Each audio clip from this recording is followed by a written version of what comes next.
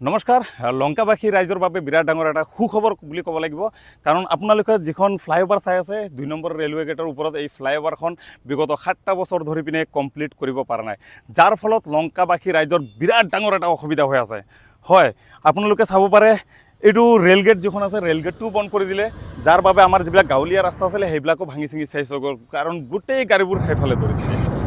আৰু এই গেটটো বন্ধ হোৱাৰ পিছত লংকা বজাৰত বিৰাট ডাঙৰ এটা আমি মানুহৰ যিটো গতিবেগ সেইটো কম দেখা পাই আছোঁ বজাৰৰ বিক্ৰীটো বহুত কমি গ'ল তাৰপিছত যিবিলাক কলেজীয়া ষ্টুডেণ্ট আছে ইটো পাৰৰ পৰা সিটো পাৰলৈ যাবলৈ বহুত অসুবিধা খালি কলেজীয়া ষ্টুডেণ্ট নহয় সকলো স্কুলৰ ছাত্ৰ ছাত্ৰীৰ বাবে বিৰাট ডাঙৰ এটা অসুবিধা হৈ গ'ল যিবিলাক আমাৰ ৰোগী আছে সিটো পাৰৰ এটা ডাঙৰ এটা হস্পিটেল আছে ইপাৰৰ পৰা সিপাৰ যাওঁতে পুৰা ঘূৰি ঘূৰি 5 কিলোমিটাৰমান ৰাস্তা অতিক্ৰম কৰি যাব লাগে গতিকে বহুত ডাঙৰ এটা অসুবিধা হৈ গ'ল কিন্তু এই অসুবিধাৰ মাত মাতিবলৈ কোনো এজন মানুহ ওলাই নাহিল কোনো নেতা ওলাই নাহিল তাৰ পিছত মই বহুত বহুত ধন্যবাদ জ্ঞাপন কৰিব বিচাৰিম অখিল ভাৰতীয় বিদ্যাৰ্থী পৰিষদৰ সেই দুজন ছোৱালী দুজন ভণ্টি সিহঁতে ভগৱান ৰূপে লংকাবাসী ৰাইজলৈ কিবা এটা চিন্তা কৰি আহিছে আৰু সিহঁতে এক প্ৰতিবাদী মেল ওলায় যাৰ ফলত আমি চাইছোঁ 1 নম্বৰ ৰেলৱে গেটৰ ওপৰত যিটো পথ অৱৰোধ কাৰ্যসূচী 3 ঘণ্টা এতিয়ালৈকে কোনো ধৰণৰ এনেকুৱা পথ অৱৰোধ হোৱা নাই 3 ঘণ্টা পথ অৱৰোধৰ পাছত যিখিনি আমি তথ্য হাতত পাইছোঁ যে পিছত এডিচি আহিছে এডিচি আহি পিনে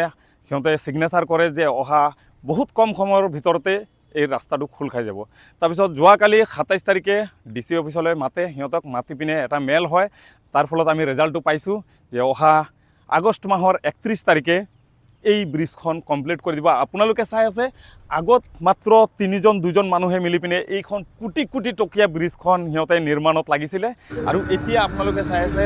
বহুত কেইটা মানুহে কাম কৰি আছে যাৰ ফলত আমি দেখিব পাৰিছোঁ যে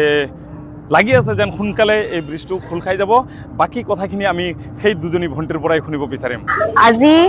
ডিচি অফিচত অখিল ভাৰতীয় বিদ্যাৰ্থী পৰিষদৰ লগত ডিচি জিলা আয়ুক্ত মহোদয়ৰ এখন গুৰুত্বপূৰ্ণ বৈঠক হয় য'ত আমাৰ 2 নং ৰেলৱে গেটৰ ফ্লাইঅভাৰক লৈ কিছুমান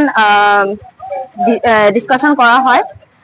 যোৱা 22/5/2025 তাৰিখে আমাৰ অখিল ভাৰতীয় বিদ্যাৰ্থী পৰিষদ লংকা শাখাৰ তৰফৰ পৰা যিটো মানে প্ৰতিবাদী কাৰ্যসূচী হাতত লোৱা হৈছিল তাৰ বাবে আমাৰ ডিচি ছাৰে আমাৰ প্ৰতিনিধি দলক মাতিছিল আজি 27/5/2025 তাৰিখে য'ত আমাৰ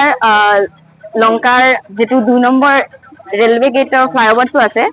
সেই লংকা ৰেলৱে গেটৰ ফ্লাইঅভাৰটো অহা 31 আগষ্ট 2025 তাৰিখে মুকলি কৰি দিব বুলি আশা দিছে আৰু ৰেলৱে বিভাগৰ পৰা অনুজ্ঞাপত্ৰ কেতিয়া দিব অহা 15 দিনৰ ভিতৰত দিব বুলি কৈছে আৰু আপোনালোকে কি দাবী উত্থাপন কৰিছিল আৰু আমাৰ ইয়াতে দাবী আছিলে যেনেকুৱা আমাৰ 1 নম্বৰ ফ্লাইঅভাৰৰ ওপৰত আমাৰ ষ্ট্ৰীট লাইট এটাৰ বহুত দৰকাৰ আৰু তাতে ফ্লাইঅভাৰটো ৰিপেয়াৰিং আকৌ 1 নম্বৰ ফ্লাইঅভাৰটো আকৌ ৰিপেয়াৰিং কৰাৰ কাৰণে আৰু আমাৰ পাব্লিক স্কুলৰ ৰোডটো আকৌ ৰিপেয়াৰ ভালকে কৰাৰ 1 উইকৰ ভিতৰত মুকলি কৰি দিব বুলি মানে ৰোডটো মুকলি কৰি দিব 1 উইকৰ ভিতৰত আমাৰ বৰ্তমান যেটো ফ্লাইঅভাৰ তাত ৰোড লাইট লগাই দিব আৰু কি কাম কৰি দিম বুলি কৈছে আৰু যেটো আমাৰ 1 নং ৰেলৱে গেটৰ ফ্লাইঅভাৰটো আছে সেইটো মানে ভাঙা অৱস্থাত আছে সেইটো ৰিপেয়াৰ কৰিব বুলি কৈছে আৰু 3 মাহৰ ভিতৰত এইটো 2 নম্বৰ ৰেলৱে গেটটো মুকলি কৰি দিব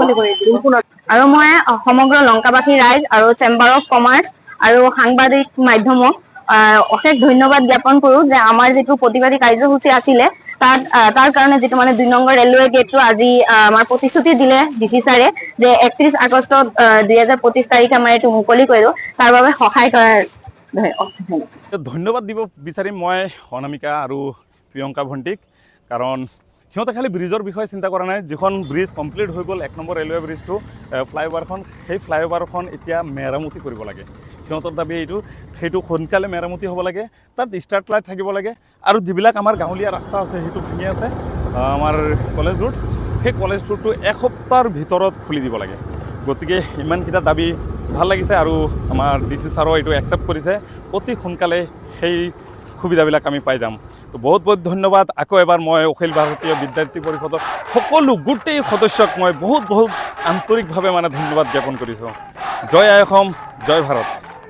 বিচাৰোঁ যেতিয়া লংকাত যিটো আমাৰ ABVP-ৰ ছাত্ৰবিলাকে যিটো আন্দোলন কৰিছিলে মানে ৰাস্তা প্ৰতিবাদ কৰিছিল তাৰপিছত কি কামটো চলি আছে নি এতিয়া মানে কামটো মানে আগৰ পৰা এতিয়া মানে ভাল হৈ আছে আৰু স্পীড হৈছে মানে এতিয়া ক'ব পাৰি যে এনেকৈ লাগিছে কি অলপ সোনকালে হৈ যাব। আচ্ছা আচ্ছা ঠিক আছে ধন্যবাদ।